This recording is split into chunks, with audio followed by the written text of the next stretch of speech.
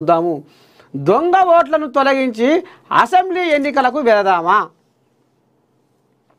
ఒకవేళ కాంగ్రెస్ గెలిస్తే రాజకీయ సన్యాసం తీసుకుంటా. వార్డు సభ్యుడిగా కూడా గెలవలేని మహేష్ గౌడ్కు దొంగ ఓట్ల గురించి ఏం తెలుసు? మహేష్ గౌడ్ను చూస్తే గజనీ సినిమా గుర్తుకొస్తుంది. నేను హిందూ ఓటు బ్యాంకుతోనే కరీంనగర్లో భారీ మెజారిటీతో గెలిచా. కేంద్ర మంత్రి బండి సంజయ్ సంచలన వ్యాఖ్యలు. ఒకసారి ఈ కోయిలాగా కూడా ఇంకేమో అన్నది ఒకసారి చూద్దాం.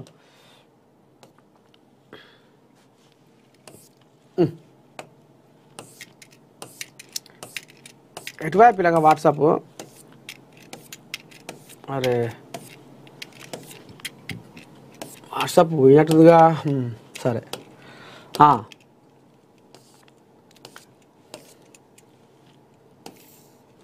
దొంగ ఓట్లను తొలగించి అసెంబ్లీ ఎన్నికలకు వెళదామా? ఎలక్షన్ కమిషన్కు లేఖ రాయండి. ఆ తర్వాత అసెంబ్లీని రద్దు చేసి ఎన్నికల్లో వెళ్ళండి. ఒకవేళ కాంగ్రెస్ గెలిస్తే నేను రాజకీయ సన్యాసం తీసుకుంటా. దీనికి కాంగ్రెస్ పార్టీ సిద్ధమా అంటూ సవాల్ విసిరారు. ఈ కోళ్ళలాగా ఏమన్నదో ఒకసారి మనం వినే ప్రయత్నం చేద్దాము.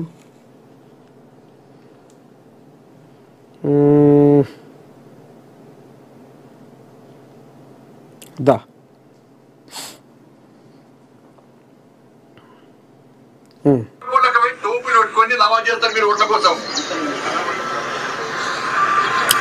ఓట్లు వచ్చినాయంటే ఇఫ్తార్ విందులు చేసేది మీరు. టోపీలు పెట్టుకొని నమాజ్ చేస్తారు మీరు ఓట్ల కోసం.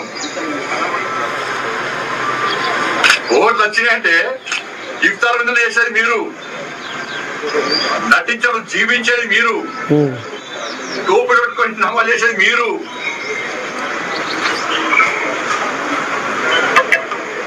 పిచ్చపోలు మీరా మేమా?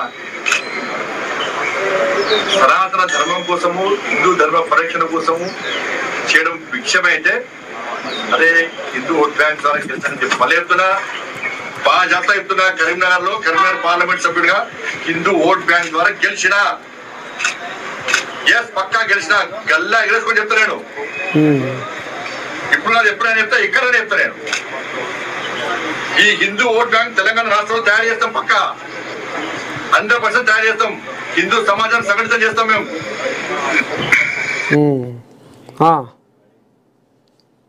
ఇంకా ఇది కథ. అయితే ఇక బండి సంజయ్ గా రకంగా ఇక అంబాయ వెళ్ళబోసుకుంటుండు. ఇక మరి చూడాలి. ఈ దొంగ ఓట్ల కథ మాత్రం ఇప్పుడు దేశం వెళ్ళిపోయిన మొయ్యిన మూత మోగుతుంది. ఇక మరి ఇప్పటికే ఎలాగ మనం చెప్పుకున్నాం, 60 లక్షల ఓట్ల దాకా బీహార్లో దొంగ ఓట్ల కథ నడిచింది అనేదేమో వాళ్ళు కాంగ్రెస్ వాళ్ళు కథ చెప్పుకొస్తున్నారు.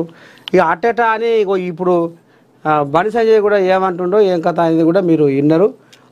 ఇక ఈ రకంగా నడుస్తుంది కథ. దొంగ ఓట్లను తొలగించి అసెంబ్లీ ఎన్నికలకు వెళదామా అనేది కథ నడుస్తుంది. ఇక మరి రేపు జూబ్లీస్ ఎలక్షన్లు ఇక మరి ఎట్టేట అసలు అయితేయా కావా ఏంది ఏం కథ అనేది ఇక మరి ఇంకా అనుమానమే ఉంది. ఇక ఊర్లో పోటీ స్థానిక సంస్థ ఎలక్షన్ల కథ అది పక్కేసి పండుకుంది. ఇక జోలపాడ వాడినట్టే ఉంది వ్యవహారం. ఆ బీసీబీలు కథ ఏందో, ఈ స్థానిక సంస్థ ఎలక్షన్ల కథ ఏందో. ఊర్ల పంట జనాలు అయ్యో రావా మా ఊరుకు దీము లేడు దిక్కు లేడు, చెప్పుకుందామంటే ఓ ప్రెసిడెంట్ లేడు, ఏమైపోయాయి ఈ ఊర్లో, ఇట్టట్టు అయిపోయాయి, దరిద్రం పాడు కొట్లాడుతుంది ఊర్లల్లో అనేది మరి ఇక ఊర్ల పంట కథ నడుస్తుంది. చూడాలి మరి రాజకీయం స్థలంగా ఉండ. అది చిన్న బ్రేక్ తీసుకొని మళ్ళీ వెంబడే వస్తా, చూస్తూనే ఉంటుంది.